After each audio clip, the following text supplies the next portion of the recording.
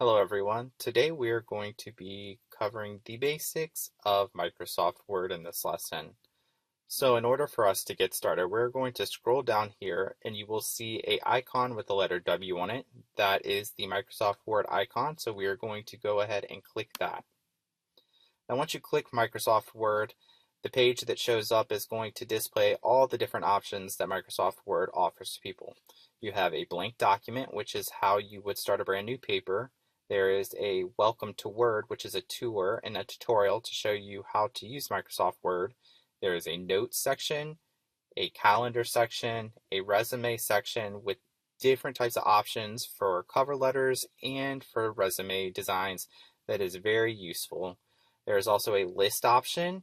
There is a journal option, an outline option, a newsletter option, and a brochure option. You name it, and Microsoft Word typically offers it. So, if we were to start a new paper, we would go ahead and click this. This is how you would begin to write a new paper here. However, today I'm going to go and use a old paper that I have written for a different class, and I will show you the tools and how to use them in Microsoft Word under this different paper. So I'm going to open up my research paper that I have written for a different course. So let me make this a bigger. So when we get started on here, we're going to go down here to some of the sections that I have written, and we will go ahead and start off by highlighting the text under this header. Now, we're going to focus first on the different fonts and how to change them on Microsoft Word. So in order to change the font on Microsoft Word, you're going to scroll up here. You're going to see that I already have it in Times New Roman, which typically is the most common for when you're writing a paper. However, if I do want to switch up my font for any reason, I can select any of these fonts right here. But Arial is another good option on writing a paper. I have seen that used on many papers if Times New Roman is not used. So by clicking and selecting Arial, and this highlighted, it has changed the font to Arial.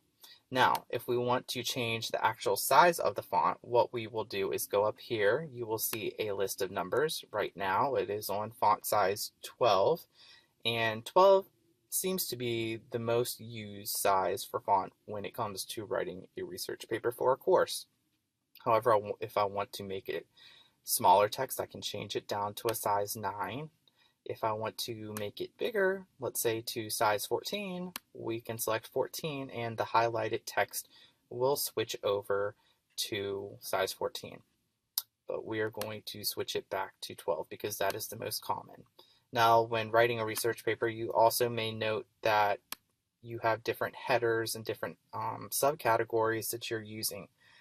Now, right now I have this aligned to the left side of my paper. However, if I want to align it into the center, I would simply go up here.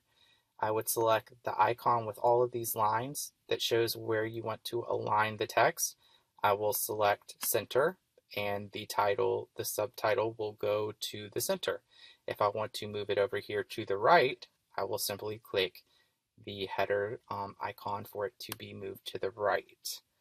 And we will go ahead and we will move that back to the left side. Now, in order, we're going to talk about page breaks. If I want to insert a page break within a page, I will go over to Insert, and from here, we will see there is a page break icon right here. So let's insert a page break right here to the paper. And as you can see, it broke up the page right here and started over here on the next page.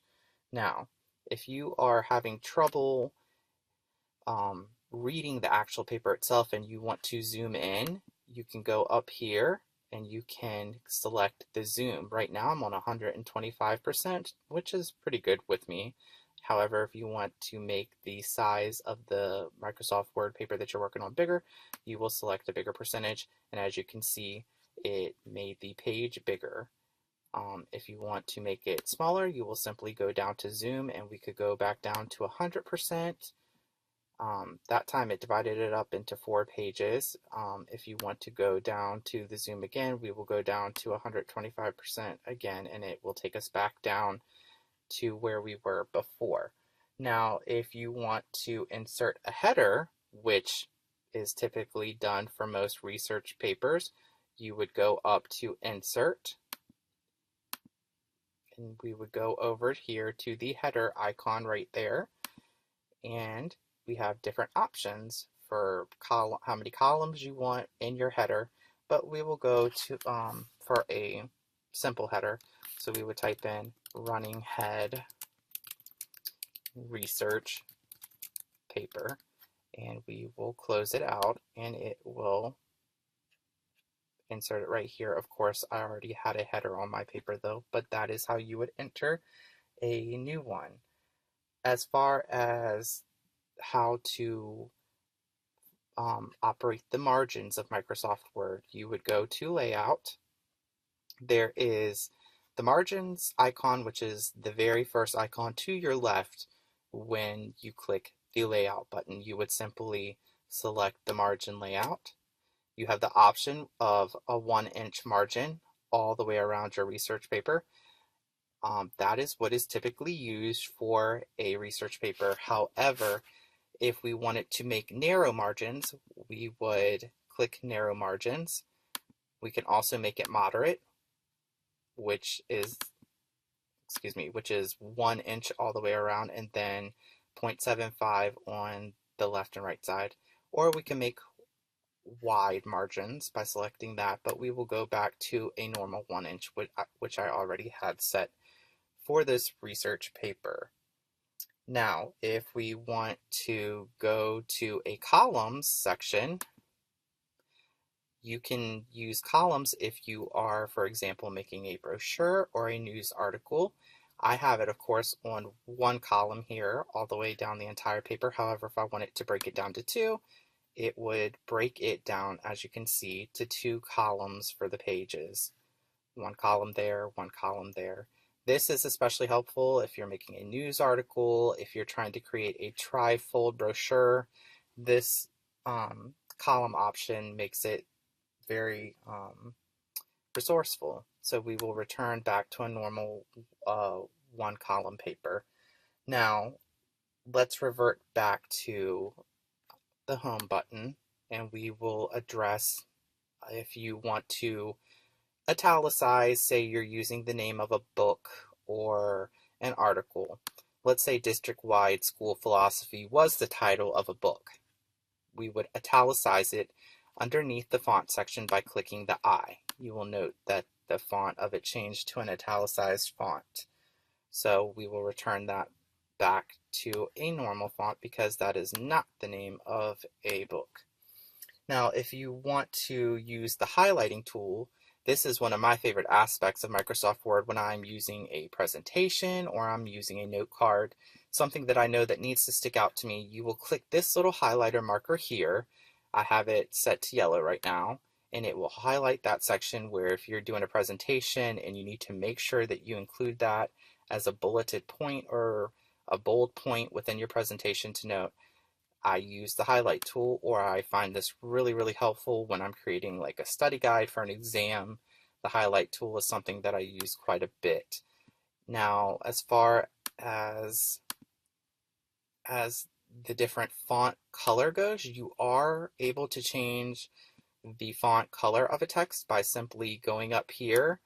And of course, we have it on black right now because that is what you typically would do within a normal research paper. But let's say, for the heck of it, I wanted to change it to a red. We would simply go up here under the letter A, font color, and select the different color. If I wanted to return it to black, I would highlight it. And we go up here to the font color selection icon and click back. Now, those are some of the basics of Microsoft Word. I hope that this was very resourceful for you and you learned something from it. Have a great day.